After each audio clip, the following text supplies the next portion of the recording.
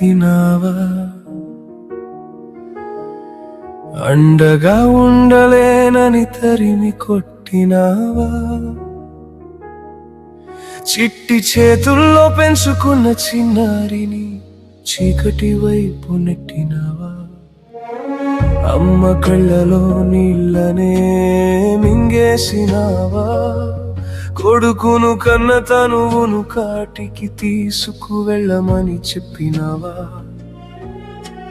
కూతురు నవ్వు ఒక్కసారిగా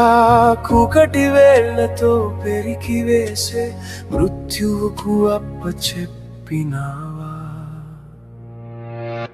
బతికే హక్కు ఉందని ఒక్కసారి చెప్పలేవా బతికి ఉంటే బాలు సాకు తినచ్చని మరొక్కసారి చెప్పలేవా ఏమిటి యాతన భరించలేని మరణ శాసనమా మన చేతులతోనే రాసుకుంటున్న గాయాల గతి తప్పిన మౌన పోరాటమా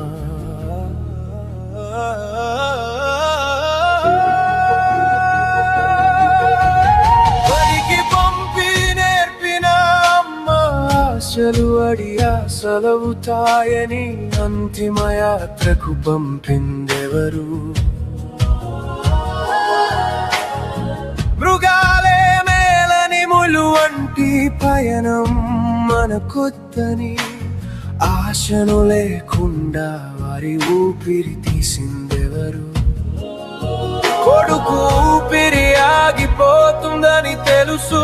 కంటి పాపగా పెంచిన కూతురు చెదిరిపోతుందని తెలుసు అయినా అంతటి ధైర్యం తనకిచ్చిందెవరు చావు కంటే భయంకరమైనదా మన జీవన పయనం బతికే హక్కు ఉందని ఒక్కసారి చెప్పలేవా బతికి ఉంటే బాలు సాకు తినచ్చని మరొక్కసారి చెప్పలేవా ఏమిటి యాతన భరించలేని మరణ శాసనమా మన మాటలతోనే మనమే కాటికి పంపుతున్నామా నా మనసు వేదన వినేవారు ఎవరైనా ఉన్నారా అని గోడలకేసిన ప్రశ్న ఎదురు తిరిగిందేమో